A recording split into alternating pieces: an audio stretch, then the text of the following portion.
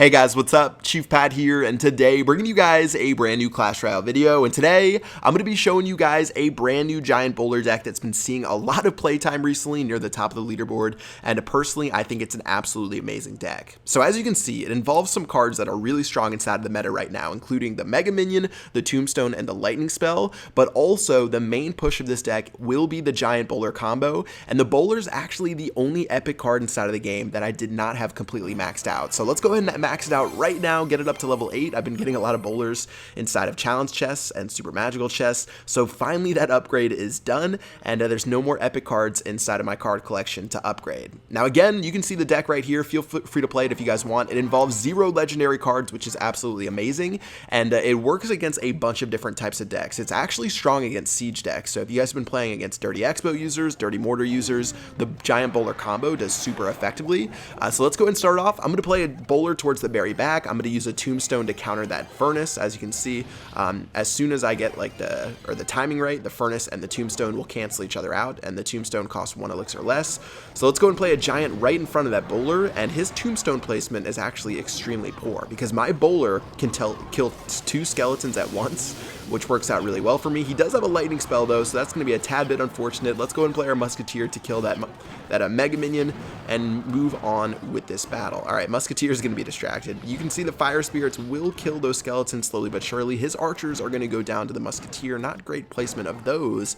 And now we can sort of reset the battle, and we have a massive damage lead on that right-hand tower. He will get 1 Fire Spirit to this right-hand tower, but I'm going to go ahead and set up my next push with the bowler. As he plays that Furnace, instead I'll just switch to an Ice Spirit to stop the Fire Spirits from hitting my tower. Then I'll play a Tombstone to again counter that Furnace right in its tracks, and now we can set up for our giant bowler push and get ready to try to hit his tower. Now I don't really know what this guy's offensive strategy is right now. He hasn't really played anything. He's just been spamming Furnaces and playing defense, and there goes the Golem, and we finally found out what his win condition is. So he's trying to get a Golem to my side of the map and then use the Furnace as well as the Tombstone to provide plenty of backup cards, but instead I have the bowler, which is just such a great counter to the Tombstone and to the Furnace. I'm going to keep bowling down troops, bowling down that Golem right there. I'm expecting him to use his lightning spell onto my troops in the back, but it looks like he's actually going to go away from it. And as my giant makes its way to the tower, it will get a slap or 2 off, and things are looking really good so far. So not only do I have a bowler and a Musketeer heading towards his side of the map, I have a pretty decent elixir lead as well. He's going to play a lightning spell, which honestly won't even kill my bowler. It will take a couple more hits from the tower, and now that his tower is down to 853, I do have my lightning spell as a win condition, and I can use the lightning spell to finish off the game if I really have to. Now, however, he's getting really aggressive right here, dropping this Golem. I'm going to use my lightning spell. I do miss the Golem, but I end up saving my Mega Minion, so that's not too bad. I drop an oops because that was pretty poor placement of the lightning spell to miss the Golem. I just played it like a half second too late, and as that Mega Minion runs down the lane, Musketeer will be able to counter her. I've got a zap spell to kill those skeletons to keep my giant alive for a little bit longer, and check out the push I have going down the right hand lane. I've got 2 bowlers going down. The lightning spell will not kill the bowlers because they're so tanky. I'm going to drop my own lightning spell to damage the tower, and with 2 more hits from the bowling ball, that will be the end of the game.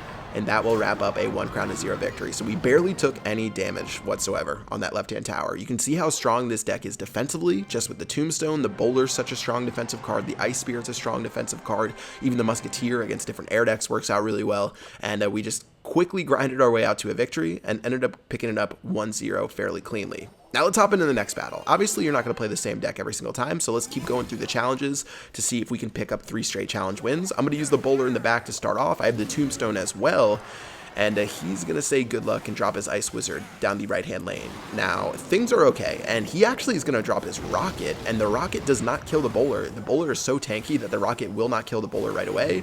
Let's go and play the giant in front of my bowler, go for a counter attack, and I've got the lightning spell in my hand in case he drops something. There goes the Princess. Perfect placement of that lightning spell to kill the Princess, kill the Ice Wizard, as well as hit the tower. And now take a look at what we're doing. We've got the Ice Spirit freezing the Mega Minion in its place to get 2 additional bowling balls off against the tower. I know I call them bowling balls. They're really boulders, but I just like calling them bowling balls. And the tower is down to 655 HP. Just like that, we are in prime position to win this game. And all of a sudden, this guy stopped throwing out emotes. Anyways, let's play a Tombstone in the center. Tombstone, again, is so solid on defense. He actually does have a Hog Rider though, and the Hog Rider will be shoved towards my tower. So that was a little bit of a surprise. I did not expect the Hog Rider right there, and because of that, tower's down to 1249 HP, and this game's definitely close again. I'm only 600 HP ahead. Let's go ahead and go for a counter with the Giant. He's going to drop a Princess. Princess shouldn't be able to do too much. I think my Giant or my Musketeer will be able to finish off the tower. Perfect Zap spell, but unfortunately my Musketeer died from one last hit from the Skeleton, but Giant will wrap that one up for us and end up taking out that right-hand tower. Now this is tough right here. He does have a counter push going down the right-hand lane, and the Princess is completely unattended. I'm going to drop my Ice Spirit and a Mega Minion to stop that Hog Rider. His Tombstone, or his Log, will do absolutely nothing, which is really good for us, but still the Mega Minion's going to get onto the tower and do 1, 2, 3 hits against the tower, and we're down to 26 HP, and just like that, we are actually losing this battle right now, because he has 600 additional damage on that left-hand side. I do need to kill this Princess, though. I'm just going to get crazy and drop my Musketeer. Skeleton Army's going to do work, but maybe we can counter the Skeleton Army with something else besides the Zap spell. I don't want to waste my Zap spell. I want to make sure I keep it and use something else that I can actually use on a counter push, like a Bowler, so that worked out really well. Hog Rider's making its way to my side of the map. Ice Spirit is as well. And I'm going to zap down that Hog Rider to make sure he doesn't take that tower down for free.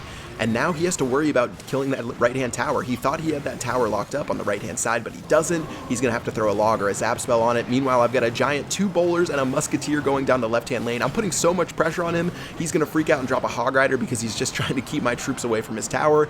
Mega Minion was floating towards the tower. I still have another Mega Minion, a Musketeer, a Bowler. Things are looking amazing, and with 9 seconds left in the battle, we straight up overpowered him, and we forced him to play defense. We forced him to defend it on the left-hand lane and just go absolutely insane because he didn't have enough cards to do so since he tried to do a counter push on the right-hand lane. Decked worked out really well right there for an easy 2-crown-to-1 victory, and it could have been 3 if we just had a couple more seconds to finish him off. So one final battle. Let's go ahead and head off against Pascal using this Giant Bowler deck. Again, even though the Giant got nerfed, it's still super strong, and let's go ahead and try it out and see what happens.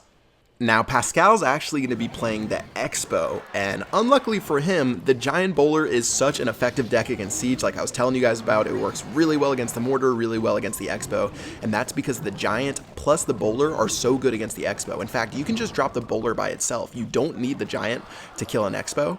You just have to use the Bowler, and the Bowler will be able to take it out. Now my Bowler's going to be running to the other side of the map. Unfortunately, he does have that Inferno Tower, which is a great counter to my deck, but still, Bowler should be able to get a couple of hits off against that left-hand tower, at least one, and yeah, not really too big of a trade right there, but still, things are looking okay. I'll drop a Musketeer to defend against the Mega Minion, and things are pretty even going into the next half of the battle. However, I wouldn't feel so confident if I was Pascal, because, again, the Bowler just dominates the Expo completely. It's so strong, and it's going to be really hard for him to crack my base and try to get onto one of my towers. So best of luck. Let's go and play a Tombstone in the center and a reset for the rest of this battle. Not only do we have Giant Bowler, we even have that Lightning spell for the Expo if we really wanted to use it, but we should never have to do that when we're playing this deck right here. We should be able to use the Bowler or the Giant anytime we need it.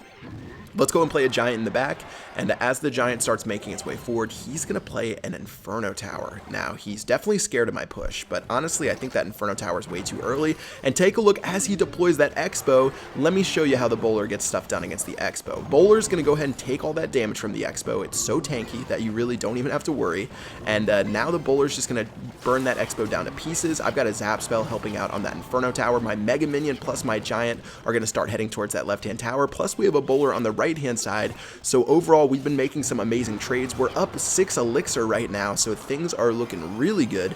And let's go ahead and reset with the Tombstone towards the very center. Now again, this guy is almost completely powerless against our deck. Another Expo right there, and guess what? He's going to get another Bowler to the face.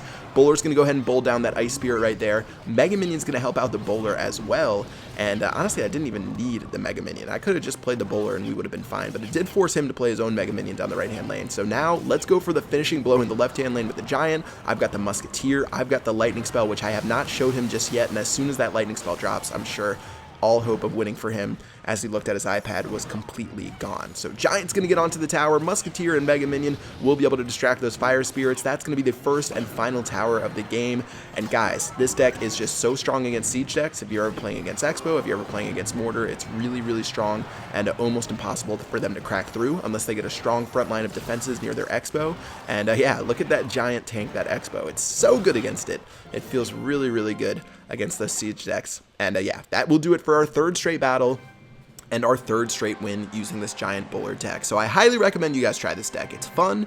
It has great counters against many different types of decks. You've got the Musketeer against air decks, as well as the Ice Spirit, the Mega Minion, and then obviously for siege decks, you got the Bowler, the Expo, and the Lightning Spell. And then for regular decks, it's just another really effective way to play. I sort of showcased that inside of all 3 battles, 3 straight wins, and I definitely recommend you guys try it out. So again, Giant Bowler, Musketeer, and Mega Minion, those are the staples inside of the deck as far as pushing goes. Then on defense, you've got the Zap Spell, you've got the Ice Spirit, and then spell-wise, Lightning Spell and the Zap Spell. Try it out. Let me know what you guys think, and I hope it works out for you guys. That's going to do it for this video. If you guys liked it, make sure you smack that like button with your forehead, and until next time, I will see you guys later. Peace out.